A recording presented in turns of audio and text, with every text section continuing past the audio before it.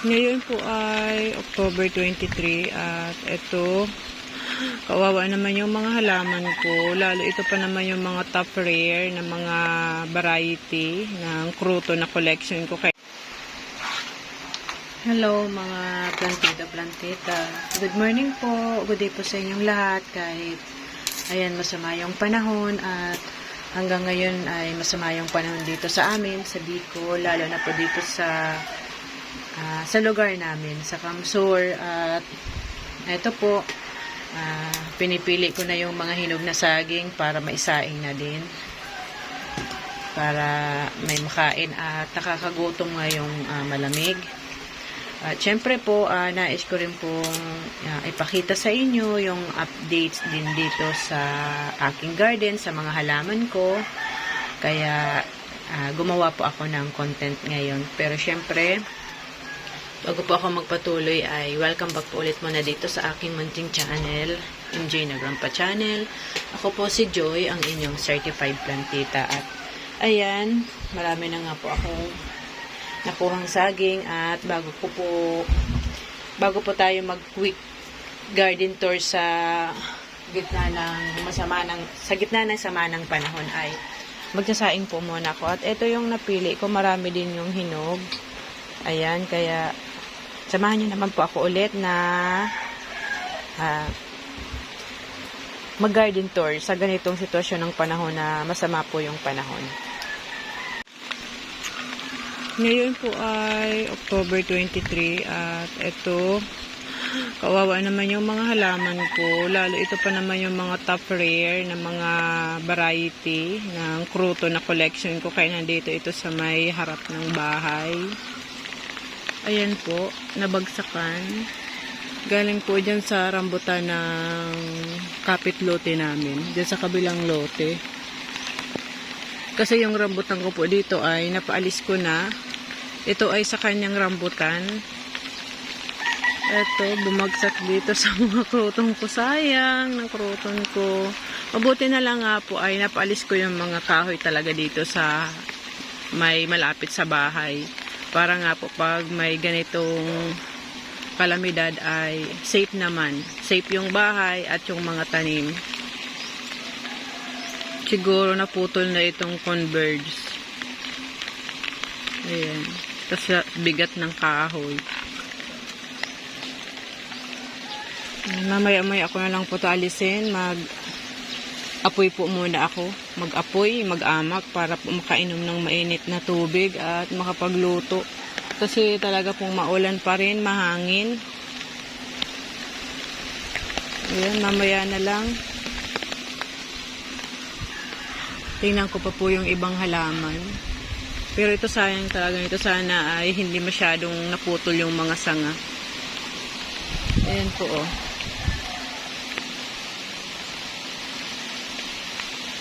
Yung nagputol ka ng mga kahoy sa bakuran mo, pero yung kahoy ng kapit lote mo, yun din yung makakasira sa mga tanim mo. Ganun talaga yung buhay. Ayan, itawa ko na lang, i-smile ko na lang kaysa ma-stress pa ako at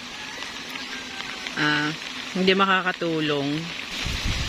Pasalamat na lang din po talaga kung pinaputol ko po itong rambutan na itong napakayabong at mataas. Kasi itong ganitong sitwasyon po ng panahon ay masyado pong delikado sa mga tanim ko. Ito natumba. Kasi sa sobrang ng hangin at ulan, na na yung lupa. Ayan dito. Bumagsak po yung mga saging dito.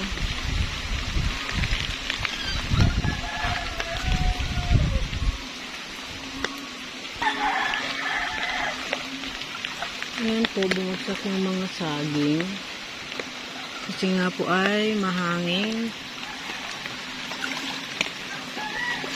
Ayan yung tatrabahuhin natin.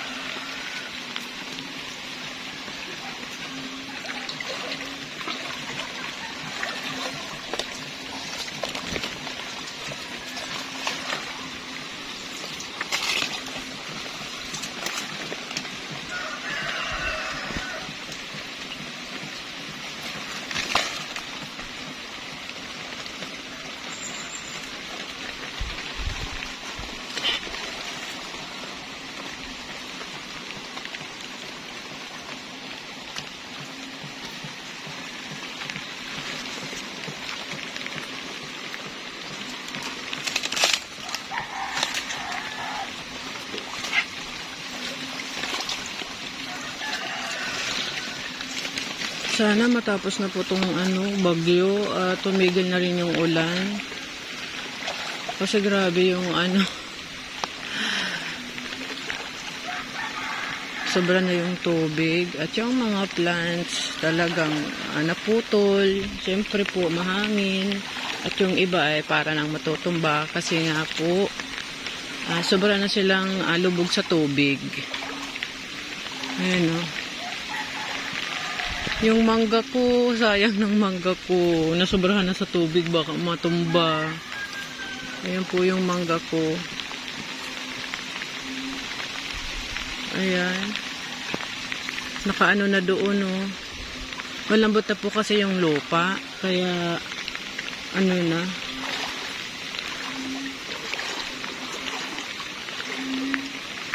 Kanino kaya itong yero? Nakapunta dito sa akin. Ayan, kanino kaya itong yero? Siguro dyan to sa may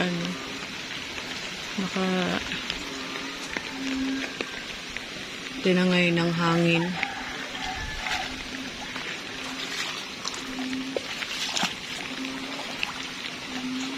Ayan, talagang lakas ng hangin. Kasi yung mga halaman po, ayan, napuputol talaga. Ayan po.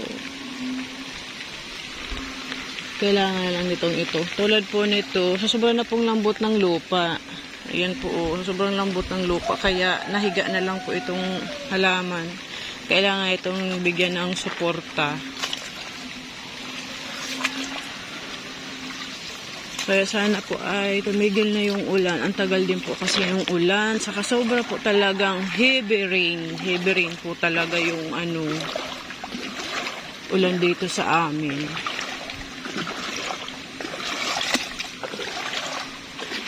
At itong naman, mga saging. Ito lang yung medyo mahirap alisin kasi mabigat. Ayan, napakalambot pa. Hindi pa siya pwede. Putot pa kasi kakaano lang yan eh. Sobrang lambot din po ng lupa. Ayan, parang ano na yung katawan ng palm.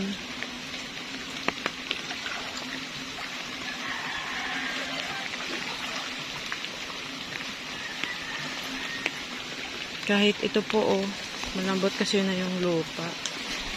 Kaya ayan, nakahiga na lang din.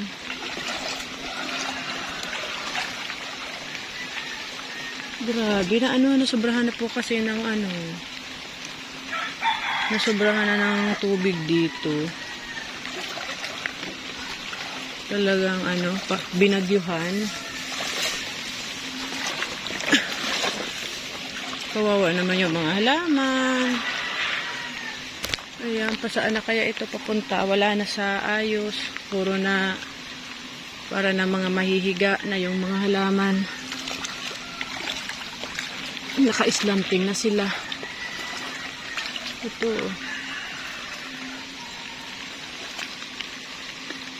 Sobra kasi ng lambot ng lupa na. Kaya ganyan na po.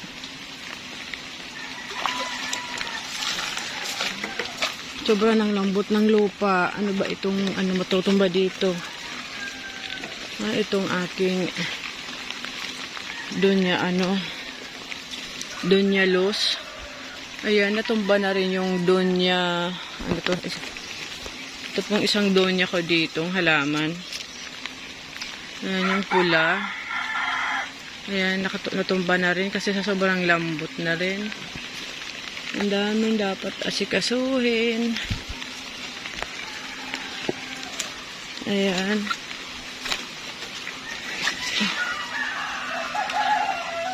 Yan yung mga din dito.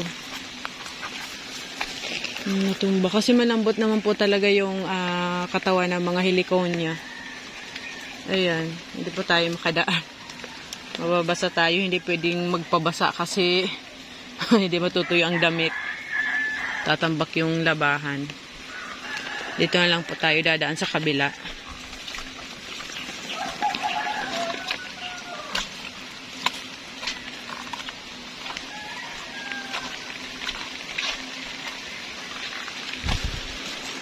Sana ngayon pong October 24 ay matapos na rin po yung bagyo, umalis na rin para makagalaw na din yung tao.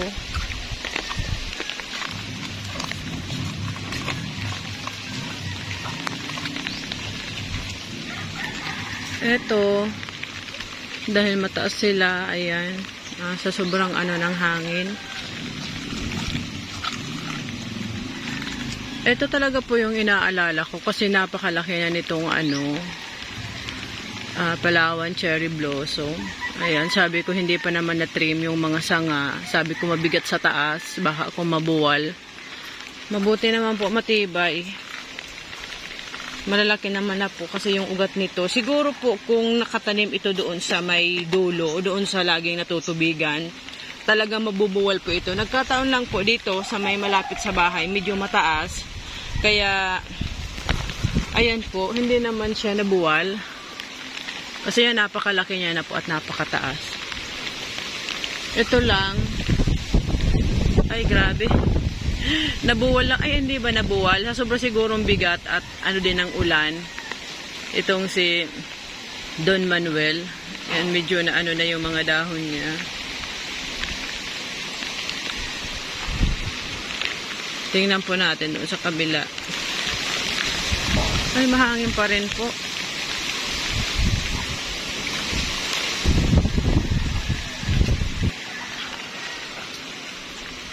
Ito po.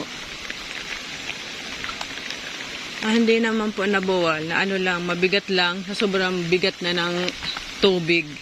Sa kalambot ng lupa.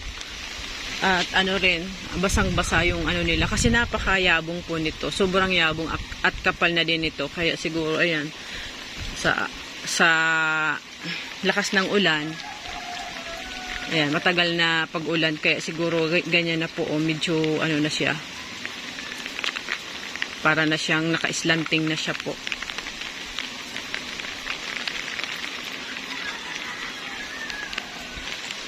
Yung mga halaman po, halos kadalasan ng mga Hawaiian tea plant na medyo ayang mga ganyan, matataas na talagang natutumba tulad noon.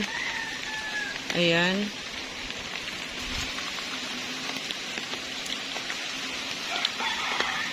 Dito okay naman na lang yung net. Dito sa may Calathea. At yung malunggay, medyo mataas talaga yung malunggay. Kasi 'di ba po, pinaputulan ko na ito nung May. Kaso tumubo na ulit yung mga panibagong sanga. Ganyan na naman ulit katataas. Kaya ito rin bumagsak. Pero thanks God na lang po talaga. Kasi paputol ko talaga nung May yung napakaraming sanga nitong sobrang tataas po. Kahit mataas na ngayon ay hindi katulad po nung dati na sobrang taas. Kasi kung hindi ay madami po tayong tatrabahuhin. Ayan, yung malunggay. Meron ng na madali na pagkuha. Wish ko lang na tumigil na talaga yung ulan. Tulad nito, naputol po talaga ito. Ito po talaga, sobrang taas nito. Itong halaman po na ito. Ang dami pa naman bulaklak. Grabe, naputol na siya dito. Ayan po, dyan siya naputol. Kasi mula po nung tinanim ko siya ng 2021, never ko po siyang naputulan ng sanga. Never ko siyang trinim.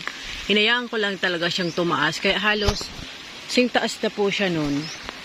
Yung talbos ng palm, yan, yung parang patulis. Ganyan na po siya kataas. At eto, halos po, parang nakaayos din dito yung pagkabagsak niya dito sa may side. At ayan po, yung lubog pa rin po yung tubig dyan sa daanan.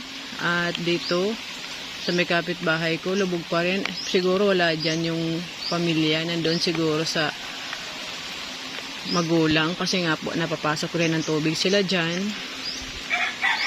At eto, sobrang ganda nito. Ang dami pa namang bulaklak. Ayan, tanim na lang po natin. Tingnan nyo po, Hindi po ito tumitigil sa pagbubulaklak. Itong halaman na ito. Ayan po. Ang dami niyang bulb na pwede yung bubukay pa ulit ng mga bulaklak niya. Sayang.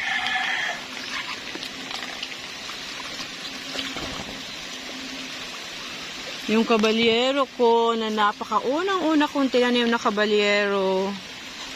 Yan, kailangan ko itong bigyan ng suporta. Ayan, natumba rin.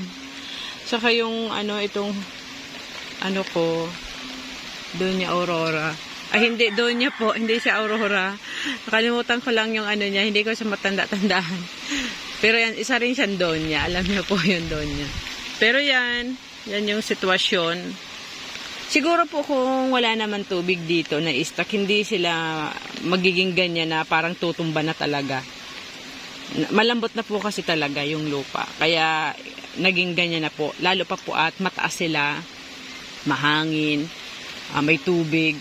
Talaga pong kahit gaano sila katibay, matutumba po sila dahil sa laging may tubig or naistakan na ng tubig.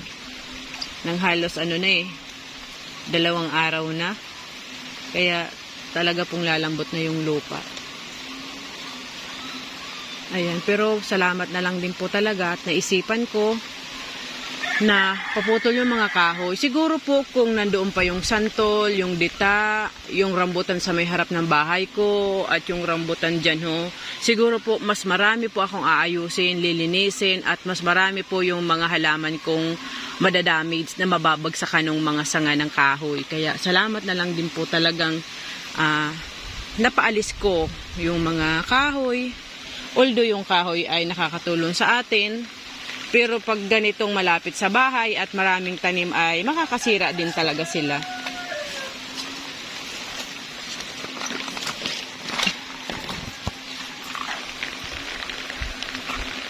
Ayan, hindi pa rin talaga makakadaan-daan dyan. Kasi matubig pa. Dito kasi sa may part ko na to, medyo mataas-taas naman. Kaya dyan yung mababa talaga.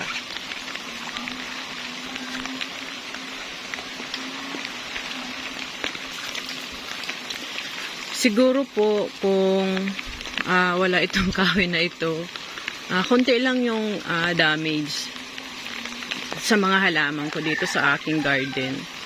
Ito lang talaga yung medyo mayabong at malaking sanga na maraming sangang maliliit na bumagsak. Kasi yung ibang sanga naman ng halaman ko tulad ng bayawak, yung morado plant ko is manageable pa naman yung mga sanga nilang nabagsak. Pero ito kasi mabigat kasi sanga ng rambutan. Ito napakataas nito. Ayan, magtatanim tayo nito kasi mga naputol talaga. Ayan, ito yung napakamahal po nito. Kaya nga nandito sila sa harap kasi ganun sila ka-expensive. Ayan, pero kung hindi naman po nabagsakan ay wala pong problema kasi tingnan nyo po itong iba. Okay naman. Ito kahit malaki ito at mayabong okay naman kasi wala naman pong bumagsak. Ayan. Ang isa ko pa pong pinoproblema itong kamansi or itong ugob. Na parang hawig sa langka kasi bilog po baga siya. Pero ayang kamansi yata ito sa Tagalog. Nakatapat yan sa may kwarto ko. Ayan yung. Dito din sa akin babagsak. Ayan. Kahoy din yan dyan sa tabi. Yan sa katabing lote ko. Sa kabila. Tapos ayan. Dito talaga sa lalaman ko din bumagsak. Dito po, palibasa, wala naman mga sanga na alis ko na. Yung mga sanga dyan ay wala pong naging problema dito sa mga halaman po dito. Ayan, mabuti na lang po at naalis ko din talaga yung mga sanga. Kaya ayan, nagpanibagong tubo na lang naman sila. Pero ayan, hindi na naka-problema dito sa halaman.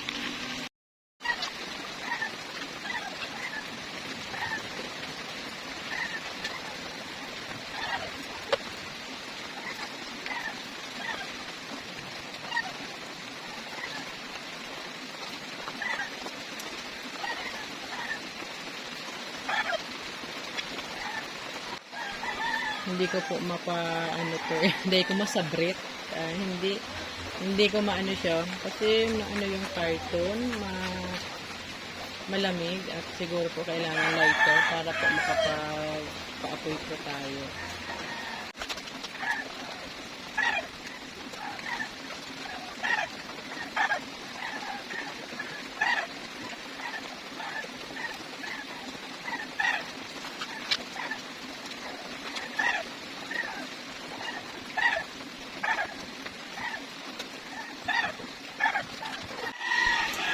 Ayan po yung updates dito sa aking garden ngayong kasalukuyan pong may bagyo. At eto,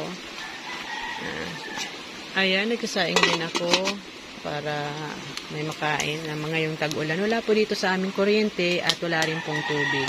Kahapon po nakapag-upload ako kasi dumating naman yung kuryente pero nawala din po.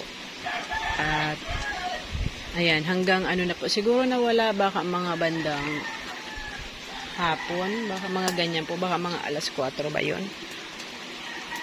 Basta po hapon, yun, magdamag na po hanggang ngayon ay wala pong kuryente, wala din tubig. Mabuti po ay mayroong tubig ulan at mayroon akong naanong tubig dyan sa balde. Yan yung pinansaing ko.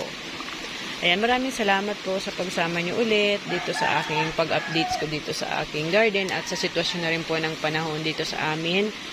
At ayan, patuloy po tayong mag-iingat sa mga apektado pa rin pong lugar nitong bagyo. Alam ko hindi lang ako yung may ganitong worry sa ating mga tanim. Siyempre po nag-worry tayo kasi tanim natin yun, pinaghirapan natin yun. Pero mas mahalaga po ay safe po tayo. Kasi kahit po masira man yung tanim natin, hanggat buhay po tayo ay makakatanim tayo ulit at makakahanap tayo ulit ng kapalit noon.